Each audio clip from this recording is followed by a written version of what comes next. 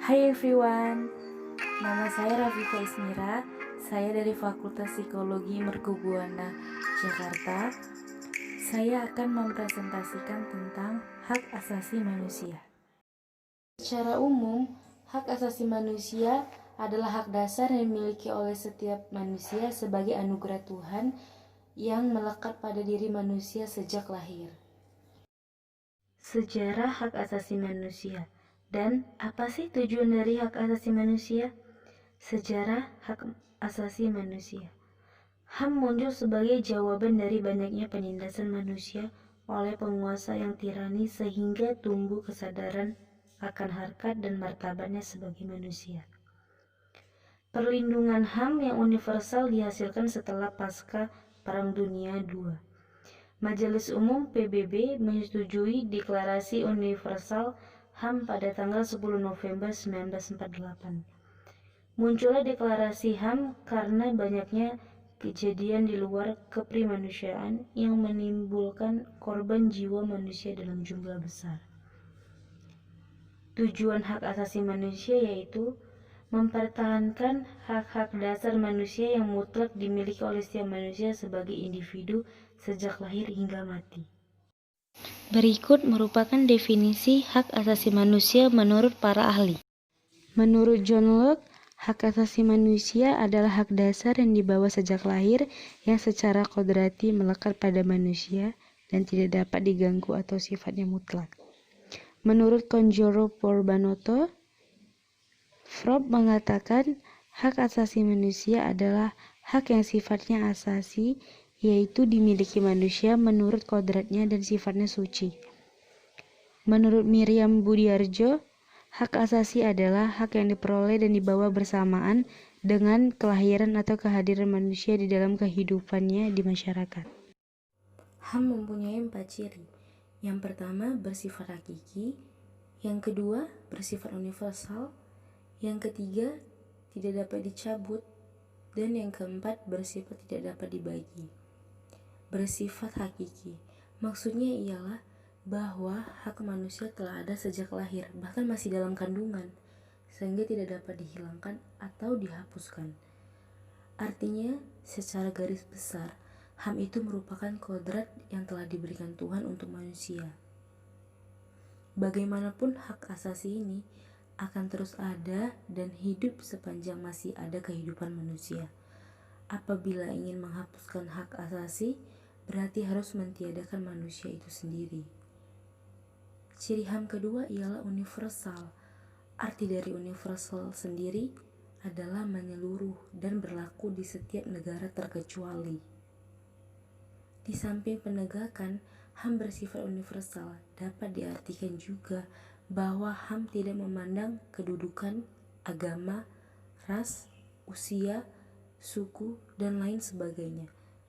Setiap orang memiliki hak yang sama sebagai manusia.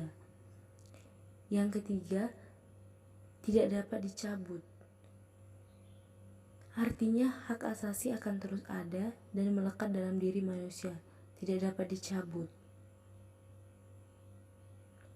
Dan yang terakhir, bersifat tidak dapat dibagi. Hak asasi manusia tidak dapat dibagi atau bersifat utuh.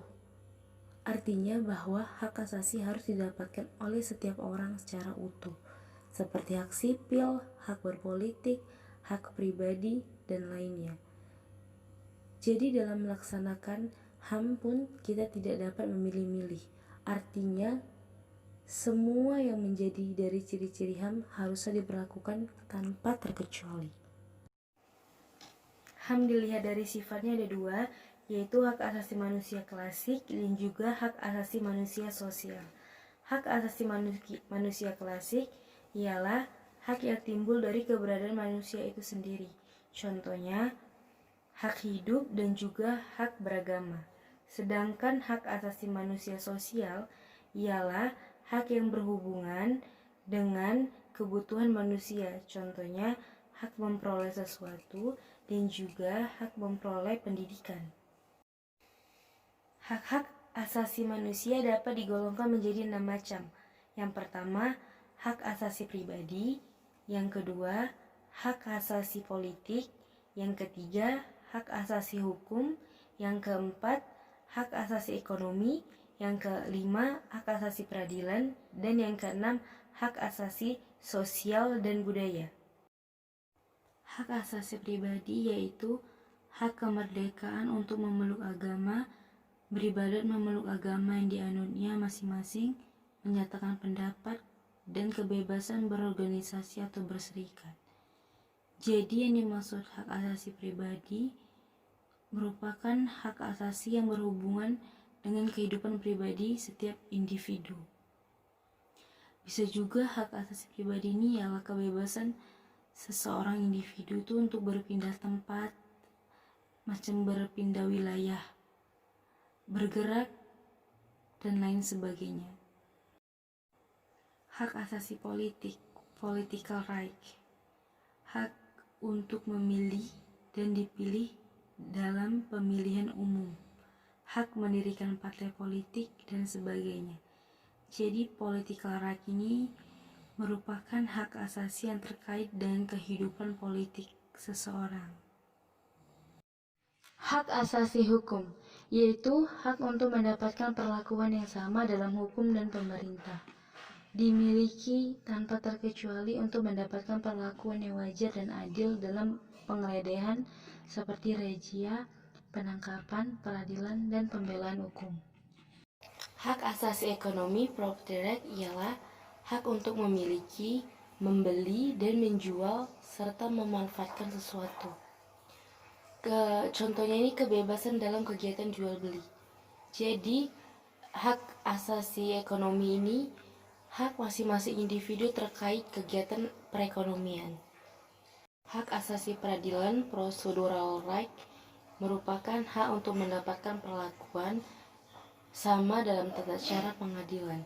Contohnya itu setiap individu berhak untuk mendapatkan pembelaan hukum di pengadilan, tidak terkecuali. Hak asasi sosial dan kebudayaan, yaitu hak untuk mendapatkan pendidikan dan pengajaran atau hak memilih pendidikan dan pengembangan kebudayaan yang disukai. Jadi, hak asasi sosial dan budaya merupakan hak individu terkait dengan kehidupan bermasyarakat. Berikut merupakan definisi pelanggaran hak asasi manusia. Pelanggaran hak asasi manusia adalah setiap perbuatan yang secara melawan hukum, mengurangi, menghalangi, membatasi, atau mencabut hak asasi manusia. Jenis pelanggaran HAM ada dua, pelanggaran HAM ringan dan juga pelanggaran HAM berat. Pelanggaran HAM ringan sering dilakukan orang tetapi tidak dirasakan sebagai pelanggaran. Pelanggaran HAM ringan tersebut terkait dengan pola budaya dan kebiasaan perilaku masyarakat. Pelanggaran HAM berat termasuk kejahatan genosida dan kejahatan kemanusiaan.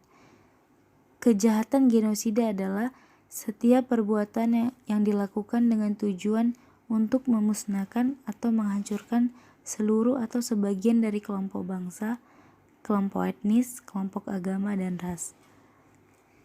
Kejahatan kemanusiaan adalah suatu perbuatan yang dilakukan dengan serangan yang meluas dan sistematis. Apa sih faktor terjadinya atau faktor penyebabnya pelanggaran HAM? Nah, di sini ada 4 faktor penyebab pelanggaran HAM. Baiklah, di sini ada 4 faktor penyebab terjadinya pelanggaran HAM. Di poin pertama, masih belum adanya kesepahaman pada tataran konsep hak asasi manusia, di mana manusia itu sendiri ia belum mengetahui tentang hak-hak asasi manusia yang ada. Di poin kedua, adanya pandangan hak asasi manusia yang bersifat individualistik yang akan mengancam kepentingan umum. Ya, karena ia tidak mengerti, akhirnya ia membuat tindakan-tindakan yang ia rasa itu benar. Yang poin ketiga, kurang berfungsinya lembaga-lembaga penegak hukum. Saya berikan contoh, seseorang yang mengadu karena ditipui atau KDRT, tapi tidak pernah digubris bila tidak memberikan berupa sejumlah uang. Padahal kita sama-sama tahu hak kita sebagai warga negara Indonesia yang harus dilindungi. Poin yang terakhir, pemahaman belum merata tentang HAM. Masih banyaknya orang belum pernah mengetahui hak asasi manusia. Faktor ini bisa disebabkan karena kurangnya pendidikan dan pengetahuan di bidang itu. Upaya penegakan hak asasi manusia di Indonesia dalam lingkungan masyarakat. Yang pertama, menjunjung tinggi harga diri manusia dan bangsa. Yang kedua, kesamaan harga diri antar pribadi. Yang ketiga, tidak mencampur urusan pribadi orang lain. Yang keempat, tidak mencela dan menghina kekurangan orang lain. Yang paling terpenting ialah saling menghargai antar sesama manusia. Berbeda dalam lingkungan bangsa dan negara. Yang pertama, mengentaskan kemiskinan agar menjadi manusia yang layak. Yang kedua, gerakan orang tua asuh. Yang ketiga, mengefektifkan wajib belajar 12 tahun. Dan yang terakhir, bagi perusahaan besar perlu menjadi bapak angkat bagi Ada 9 lembaga perlindungan hak asasi manusia. Ada lembaga Komnas HAM, ada KPAI, ada Komnas Anti Kekerasan Terhadap Perempuan, ada Pengadilan HAM di Indonesia, ada Kejaksaan, Kepolisian, ada Lembaga Bantuan Hukum, ada YLBHI yaitu Yayasan Lembaga Bantuan Hukum Indonesia, dan ada juga Biro Konsultasi dan Bantuan Hukum Perguruan Tinggi. Berikut berbagai pelanggaran HAM yang terjadi di Indonesia.